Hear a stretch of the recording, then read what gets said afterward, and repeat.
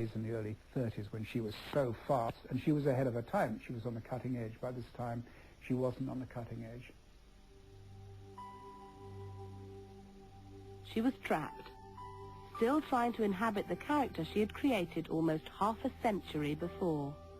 As she grew older, there was a very close fusion between the image and the woman underneath the image. I would say this. I would say that she was Don Lil all along. I mean, she became the women of her imagination, you know. They were early projections of herself.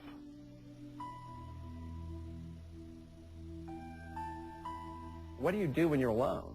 And when you really wake up and look in the mirror? Fortunately for Mae West, she never saw a 78-year-old woman, so she didn't have that problem.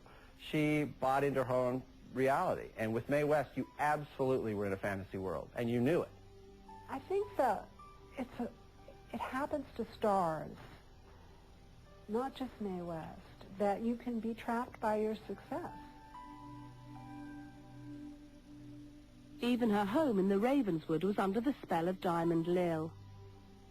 Mae West's apartment was like a Mae West cocoon. It was like a place where time stopped. She literally had the same furniture her entire life. It had never been redecorated once.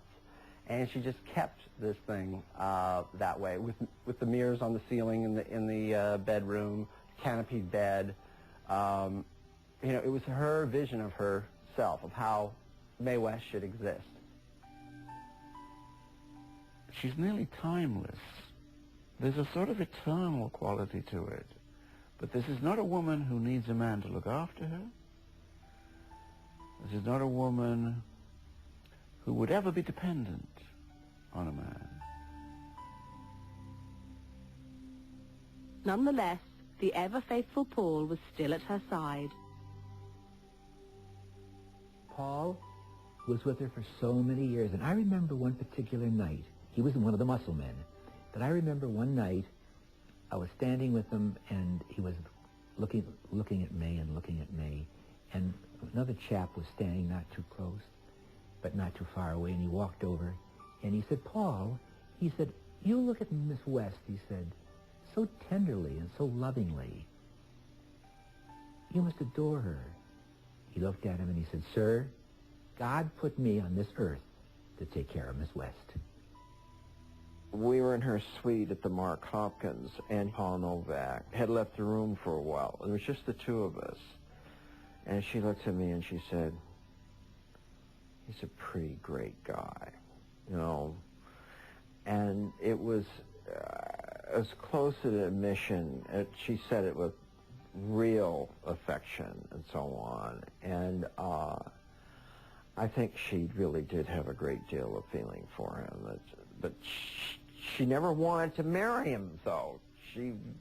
What did she say? She came in this world as a single, and she was going to leave it single. She certainly was going to leave the world as Mae West, not Mrs. Paul Novak or Mrs. anybody else, you know. Mae West died on the 22nd of November, 1980. She was 87. She created her own world. She created her own personality. She had nothing to do with the real world, and thank God for that. That's what we need. People who are outside of this world, they take us out of the world into a better world, and that's what she did.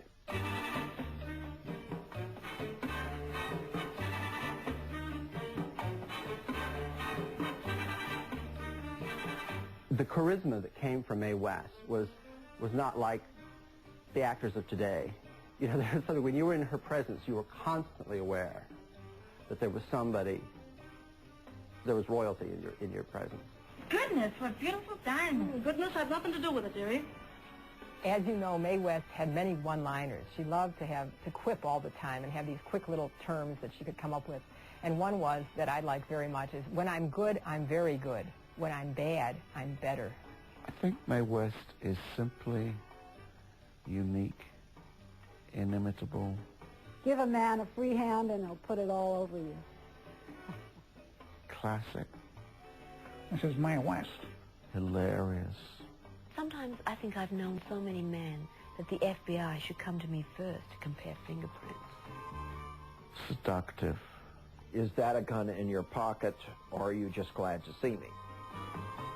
And kidding us about all those very things that are her great qualities. And I think still, no one's done it. No one's matched her.